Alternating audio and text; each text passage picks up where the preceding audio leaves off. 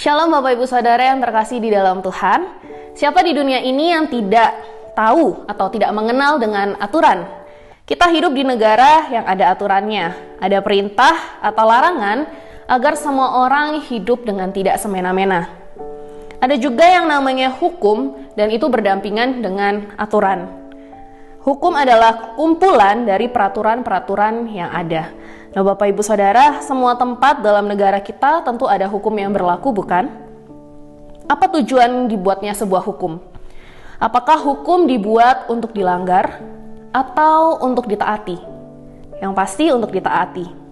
Tapi kenyataannya seringkali, atau dari setiap kita mungkin, masih seringkali melanggar hukum yang berlaku baik di tempat kerja kita, atau di jalanan mungkin, atau di tempat-tempat yang lainnya. Dengan pemikiran, gak apa-apa, sekali aja melanggar masih gak apa-apa. Ataupun kita mungkin taat akan hukum dan aturan yang berlaku hanya karena kita takut dengan konsekuensi hukuman yang ada jika kita melanggar aturan-aturan itu. Contohnya, ketika kita sedang berkendara di jalan, kita menaati aturan karena kita takut akan adanya tilang. Bapak Ibu Saudara yang terkasih dalam Tuhan, ingatkah bahwa dalam kehidupan mulai dari zaman Alkitab kita tahu ada yang namanya hukum Taurat, hukum yang berisi aturan-aturan yang harus ditaati oleh setiap orang.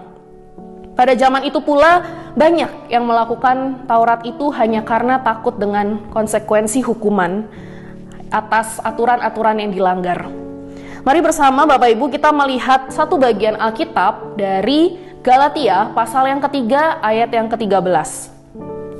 Kristus telah menebus kita dari kutuk hukum Taurat dengan jalan menjadi kutuk karena kita. Sebab ada tertulis, terkutuklah orang yang digantung pada kayu salib.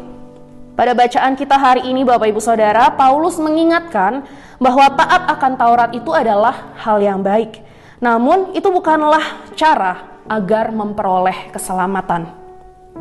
Hari ini kita merayakan Jumat Agung, di mana itu mengingatkan setiap kita beberapa hal. Yang pertama, setiap kita adalah orang yang berdosa. Dan bagaikan kita dalam lumpur hisap, kita berusaha sekuat apapun, kita tidak bisa menyelamatkan diri sendiri karena dosa-dosa itu.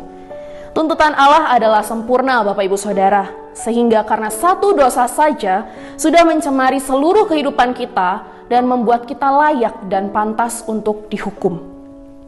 Mau menutupi dosa sebaik apapun, mau seusaha apapun untuk memenuhi hukum Taurat atau berusaha berbuat baik, itu tetaplah hal yang mustahil untuk kita bisa menyelamatkan diri kita. Dan ini bukanlah cara untuk menyelamatkan diri kita dari jeratan dosa. Kita butuh cara lain. Yang kedua, cara itu adalah kabar baik untuk setiap kita. Allah melakukan apa yang tidak bisa kita lakukan. Bapak Ibu Saudara, kita tahu bahwa Allah kita adalah Allah yang penuh kasih, tapi Allah juga adalah Allah yang adil. Kasih berarti Ia begitu mengasihi kita dan tidak mau menghukum kita. Tapi di satu sisi, Allah juga adalah Allah yang adil, di mana mau tidak mau kita harus dihukum karena kesalahan kita. Lalu bagaimana kasih dan adil dapat bertemu? Kasih dan keadilan Allah dapat bertemu melalui pengorbanan. Allah menunjukkan kasih dan keadilannya dengan melalui Yesus Kristus datang ke dunia menjalani hukuman karena dosa kita. Dengan mati di kayu salib menebus kita. Dengan demikian kita terbebas dari jeratan dosa dan hukuman maut yang seharusnya kita terima. Bapak Ibu Saudara, kalau kita kembali merenungkan apa yang sudah Tuhan berikan bagi kita, yaitu karya penebusannya di atas kayu salib, apa respons kita? Apakah kita hanya akan bersikap biasa saja seperti tidak ada yang terjadi? Ataukah kita menjalani kehidupan baru yang sudah diberikan itu dengan menggunakannya sebaik mungkin, dengan tidak lagi hidup di dalam dosa?